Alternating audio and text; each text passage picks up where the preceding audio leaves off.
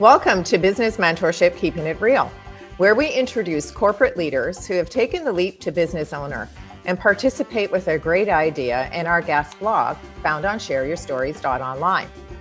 Our guest is Leslie Urbas, dietitian, personal trainer, and health advocate.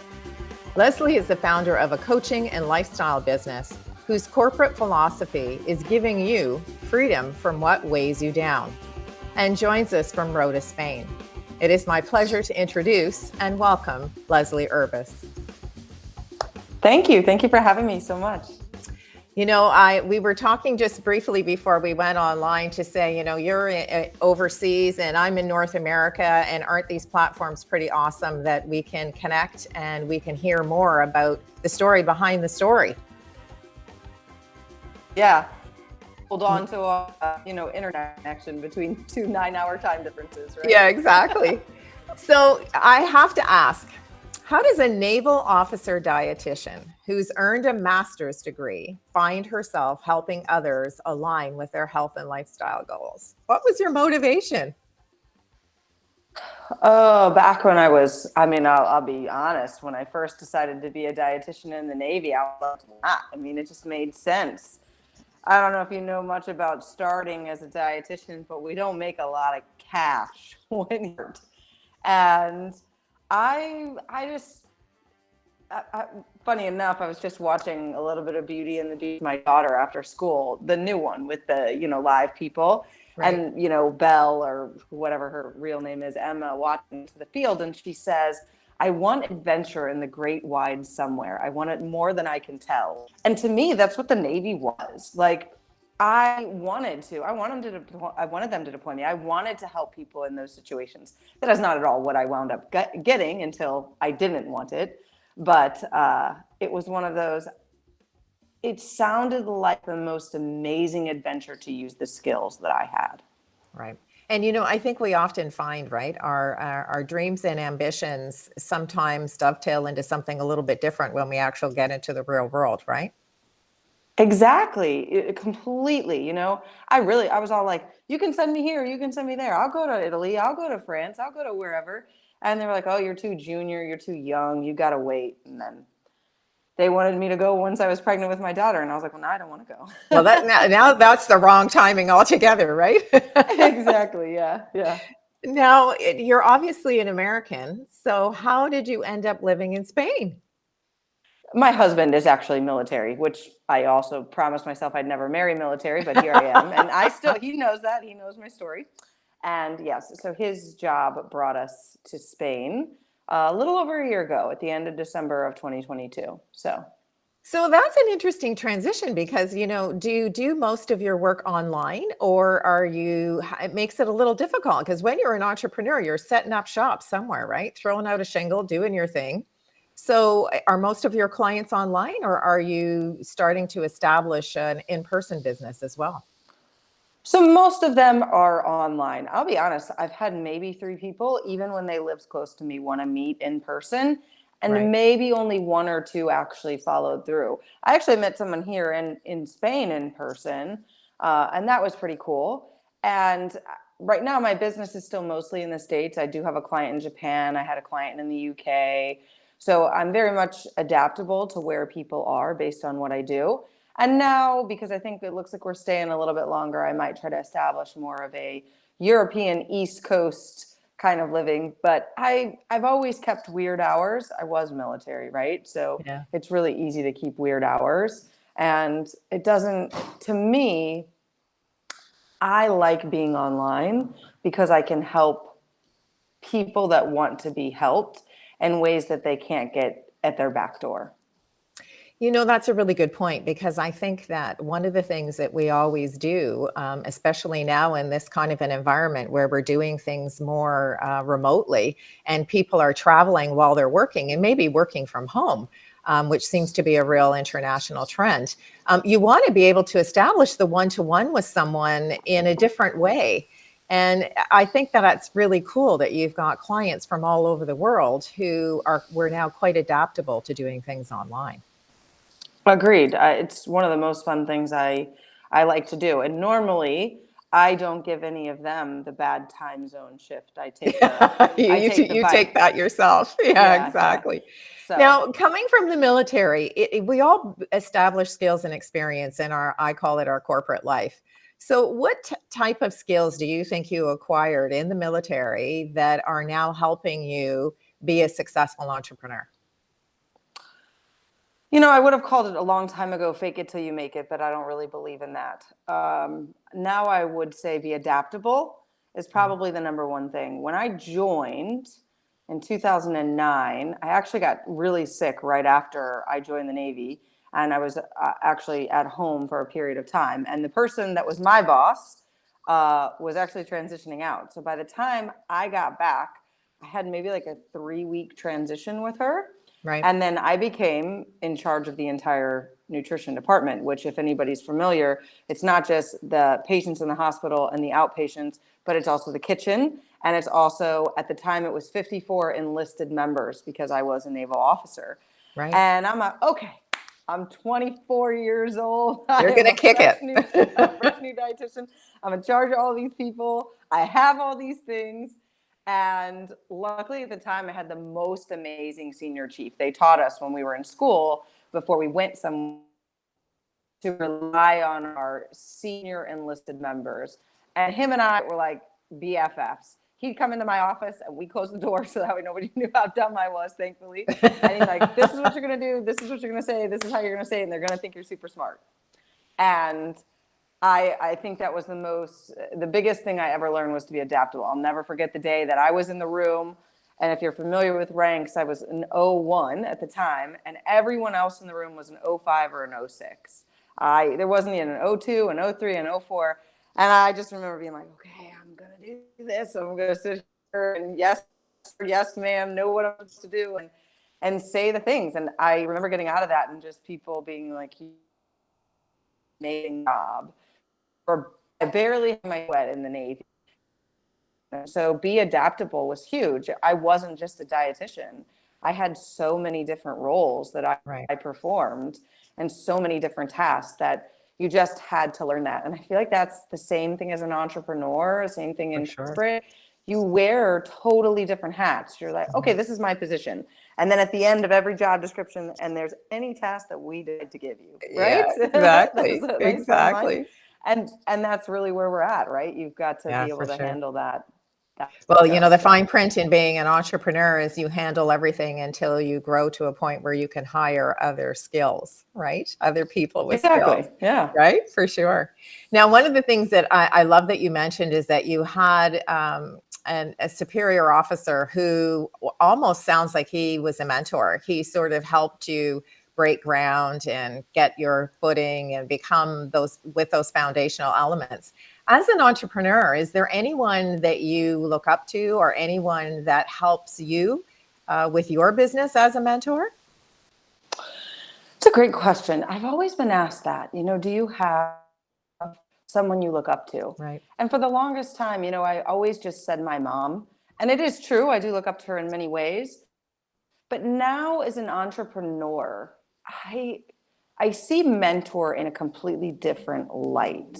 Mhm. And to me, there's three people that I could mention off the top of my head. One, her name is Steph Tush. She used to work for David Nagel. I believe she's on her own now. And I looked up to her as she worked for David Nagel, but now that she's on her own, I'm like, that's why I always thought I had so much in common with her. Right. And the other person that really stands, her name is Mary Lou Rodriguez. She does hypnosis and really helps you go through your subconscious behaviors. The last person, who doesn't really know me from White Rice, I literally just took her online course. It's a 21-day tune-up kind of thing. Is Irene Lyon. She teaches nervous system support, and I would say between those three people right now, I have what I view as someone I'd like to be, someone I view as really helping me internally, and then someone that I really see as helping me internally, plus allowing me to be an even better mom and wife. Right. Because being a military spouse is not always the easiest. Moving with your kids when they're 3 and 5 sometimes isn't always the easiest. So for me to have these women that I can really look up to as, she moved her kids all around. They actually homeschooled their kids at some point. To see these alternatives when I come from a family of very straight and narrow, I'm very much a black sheep at this point without, labeling myself as that. And it's helpful to see these other women and know that you can pave your own way, and it doesn't have to look the way of everybody else that's gone before you. And I think that's really important to your point, is that at different stages and ages in our careers, we look to different people to fill the gaps, right? To give us the inspiration, to give us that little bit of boost of confidence. So I love that you've got 3 different people for 3 different reasons, really, that you're using as role models and mentors in your own business. I mean, kudos to you.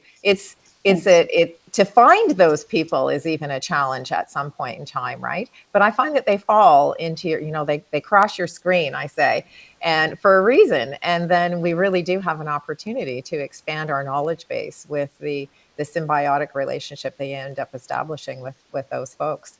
And I'm sure you're a role model and a mentor to other women who are watching you in your career. Now, you mentioned that you had 2 young kids that you've moved. How is it being a mom and an entrepreneur? I felt like it was a little easier in the States because I worked during the day while they were at daycare. It's a little more complicated here because a lot of times I'm doing calls and they're home from school. But here, the help is wonderful. I'm not afraid to ask for help now. I would have been many, many years ago. It would have been very, very frowned upon. Right. But now I'm not afraid to ask for the help, and I have support in that manner. And it really takes living what I tell people of, you have to give yourself, this is the time for this, this is the time for this, this is the time for this, and hold yourself accountable to it. When you intermingle, that's when you feel you're failing. That's when you feel you haven't done a good job. That's when, like I say, you're trying to be this superhuman and be commenting and doing the thing while you're like, oh yeah, the cars are great. Oh, you're beautiful. That's a beautiful picture. And really learning to adapt, as well as, I think one of the biggest things that has helped me is allowing myself and really using the tools and teaching them to clients of mine, learn how to process the emotion and allow themselves to have the experience they need to in the moment. So they're not carrying that to the next moment with their kids. They're not carrying that to the next moment with a client. They're not carrying that to the next moment in their job. And that's really sometimes the most complicated thing we have to do. With Mary Lou, I've actually said to her, at one point I said, I don't want to ever admit I'm sad sometimes, because I'm afraid if I admit that and I cry, I don't know that I'll ever stop. Like, will I ever stop? Right. And that can be a very scary thing for a woman. I think I read it in a book once. I feel like it was a Rachel Hollis book or something, maybe a podcast, where she said, don't cry in front of your kids. And I felt like that was the worst thing you could say to a mother, because sometimes, and a kid needs to see that you cry too, human. Right? I cried. Yeah. Right. I cried in the newest Little Mermaid when she saved herself, because I'm like, how do I raise a little boy right now? Like, I don't know how to do both. Yeah. But yeah, so my daughter thought I was crying because of the happy ending, which is what I admitted out loud. But she was like, I was very tearful because they let Ariel save herself in the end. I mean, Eric gave it a try, but those kinds of things. And I think about those things, and I have to really allow myself to process, to then allow the answer to come in, to open myself up to making the right decision and giving the support that I need for clients, for myself, and all of those things. So now, one of the things that I'm going to make an assumption. So we've got folks who are clearly struggling with what weighs them down, and there can be lots of things that weigh you down. And I mean, I'm just like everybody else. I find myself sometimes doing that comfort eating, right?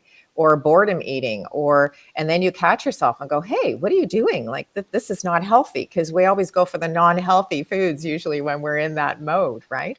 So is there a commonality that you find in terms of working with clients who are sharing, obviously, some really important lifestyle decisions, that they want to eat healthier, they want to be healthier, they want to achieve their goals, and we all know that we are what we eat. So is there a little tip that you can share with our viewing and listening audience that maybe will give them a little bit of confidence to say, yes, I can do this too? So I would start with the reason why that could be occurring is because you're in a pattern of shame and guilt. Mm-hmm. And so the biggest tip for that is to not judge after the experience happened. You will repeat the situation if you're like, oh, I just ate this whole thing of Oreos. Didn't really process I did that. I was bored eating, I was comfort eating, whatever you want to label it in your head. And some people don't label it as anything. They call it like stressed eating, or, Right. it's just kind of something that occurs because labeling it makes it real potentially. But what I want you to process is that the thing that makes you repeat the action is the shame and guilt that occurs after it. You solidify that, making the action a reward or bad or an attaching to the negative reason why you consumed the food in the beginning. Right. So I actually encourage people to just note and say out loud, I am stressed. I am eating Oreos, and eat an Oreo. And if you do that and like really claim it out loud, I am stressed. I am eating an Oreo, and pick up the Oreo and put it in your mouth, just by doing that and bringing the awareness and claiming it, I guarantee you, if you normally eat 10, you'll eat less. Right. And then if you normally eat 7, you'll eat less. Right. Solely because you've admitted it out loud. You don't have to express any emotion. I don't care if you cry. I don't care if you get mad. I don't care if you get angry. I don't care if you slam anything. All I care is that you say it out loud. I have said emotion.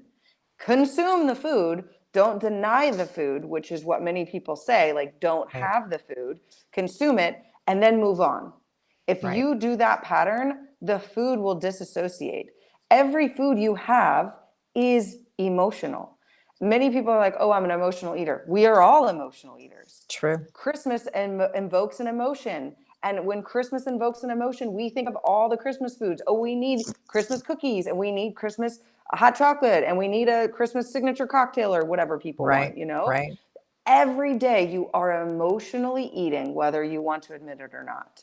It's when we take it to an extreme, quote unquote, or attach it to that stress, that negativity, that guilt, and that shame, that then the eating overtakes us. And that's really the difference that I try to explain to people when they're like, I have to end emotional eating. No, you just have to defeat this piece of it. Okay. Right. We are all emotional eaters. We emotionally eat every day. It's cold outside. I want some soup because soup warms my soul, and that Sure. makes me feel better. Yeah. Emotion, Yeah, right? for sure. I Yeah. don't think we really make the connection to your point about that everything that we do clearly is based on the emotions that we feel in that particular moment. So I really love the connection that you make between claiming and owning what it is that you're feeling and just working around that and then move on, because you can't continue to beat yourself up, right? And Mm-hmm. I love that earlier in our conversation you mentioned, it's okay to be sad. Just claim that you're sad for whatever reason. Identify what it is that's making you feel uncomfortable. And then once you've been able to do that, you can move on. Now, Yeah. I think the biggest thing when folks hear or see the label dietitian is that, oh, I'm going to hire Leslie and she's going to give me a bunch of recipes that are really healthy. And I'm going to be able to cook all those recipes in 15 minutes or less. And I'm going to have this amazing lifestyle. I'm going to be healthy and wealthy and wise, and everything's going to be hunky dory. Now, I'm sure that's part of the practice, but when do you start to introduce the healthy diet eating or the healthy food choices that folks can integrate into their emotional patterns of eating and their regular day-to-day habits? So I would start with what you're talking about. To me, is what would yield what I call the unbelievable result. I'm unbelievably following exactly what she's telling me to do. I'm cooking it, I'm eating it, I'm buying it, I'm shopping it, and every day is perfect. And we Right. don't live in our A game days, as I call them. We That's so live on our true. B game days, we live Yep. on our C game days. Yep. Somebody's late, somebody needs help tying their shoe, we forgot this, I forgot that, we don't have time to cook dinner, whatever it may be. Yep. So I never start there, which is where people get very confused, because I said, you don't want unbelievable. You don't want to be like, look at me, I lost 20 pounds in a month. You want repeatable. You Right. want to shed it off and get yourself to be very comfortable in your body and to be able to repeat it. Oh, I went on vacation. I came back a few pounds heavier. I just go back to this, or Right. I just shift this little thing and start walking again or do the thing, and then boom, I'm repeating right back to the weight that I wanted to be. Right. And so I really have people start from, tell me what you actually want your life to look like. Do you actually want to cook No? every day? Do you want to go to 5-star restaurants? Do you want McDonald's 3 times a week? Do Sure. you? And when we can get that and you can live in your own reality, you can still get results. I get that we had the whole like long time ago, the Big Mac guy, whatever. I can't think of that. Yes, Supersize Me? yes. That's right. Supersize Me. Yeah. And he gained all that weight. Believe it or not, he did that in the way of Supersize Me, which we don't have anymore, right? If you were to eat McDonald's every single day and you do it in a healthy way, you could actually fit it into a diet. It's Yeah, for possible. sure. Yeah. And I'm not saying that's going to be the healthiest outcome, meaning like nutrition wise, but I'm saying it from a standpoint of, we introduce ourselves to all these unbelievable diets. I'm going to do intermittent fasting. I'm going to follow keto. I'm going to whatever. And we're our own trials. We have For no sure. idea what keto is doing to anybody. We won't know until 40 years from now when we have the Right. results and we can retrospect, right? Right. So we're willing to subject ourselves to those things for an unbelievable result that we cannot repeat consistently. It's not sustainable, right? Mm-hmm. Definitely not sustainable. I really appreciate the realistic approach that you have to Thanks. food, to health, living a healthy lifestyle. I think what's more important, and when you visit your website and you read the guest blog that you shared, is the thing that's really most important is that it's sustainable and it makes you feel good and it's a lifestyle choice.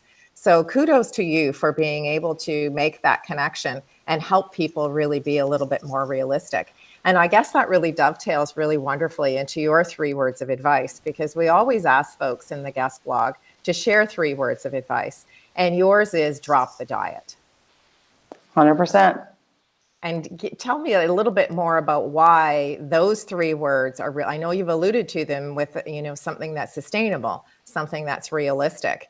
And you've also mentioned some of the, what I would call fad diets, or various different ways that we can also connect with in terms of recipes and, and eating habits. But why do you feel that you need to drop the diet? I always view the word diet as die with a T, right? I mean, it sounds awful when you think about it. But as I learned when I was in college, diet is literally, it's translated to whatever you eat in a day. You're on a diet. Right. So why do I say you need to drop it? Because you're on one now. But the moment you tell yourself, I'm on a diet, it's, I don't know if anybody's ever seen this, but there's a Modern Family episode where they're like in an experiment. And it's like, don't push the button. And he's like, oh my God, we're in the experiment. We can't push the button. Don't push the button. But when you say, don't push the button, everybody goes, well, It wants to push the button. Right. So as soon as you say, I'm on a diet, you're like, oh, there's a McDonald's. Oh, there's a Hardee's. Oh, Yeah. there's a this. Oh, I can't do that. I have to skip out. I can't believe I have a Mexican date next week. What am I going to do? I can't go out with the girls with Mexican. I can't say no to this. I can't. Right. And then we're asphyxiated on all the things we can't have. And the moment we do that, we go back to ourselves as a child when mom and dad are like, no, no, no, no, no, no, no. But now we're knowing ourselves. Yeah. And our willpower is effortless, right? We don't really have willpower. And many people actually in this world don't actually have willpower. So we've set ourselves up to fail. Which is why it's a diet. It's a diet. Now I've died to the diet and I hate this and I got to start over again. And that's why I say, just drop it. Like, don't even, if you are going to do one, please don't call it a diet. Just be like, I'm shifting my eating. Even just changing your language like that, you will succeed 10 times further. Well, I think that's a wonderful way for our viewing and listening audience to be able to wrap up their experience in our conversation today. I love the touch points of, things have to be sustainable, we have to be realistic, and we actually have to acknowledge that we're human. And I really want to thank you for sharing all of those really amazing tips with us and how we can be more successful and drop the diet. Thank you. Thank you for having me. To you, our viewing and listening audience, I'd like to thank you for joining us today for this edition of Keeping It Real, introducing you to the person behind the logo. If you'd like to connect with our guest, you'll find Leslie's contact information in the description portion below. I'm Trish Tonai, founder and host for the series. And if you're interested in sharing your business story, visit our website at shareyourstories.online. And for other inspirational features, Subscribe to our channel, Business Mentorship, Keeping It Real. Thanks again for tuning in, and we look forward to meeting you next time when we share another great idea.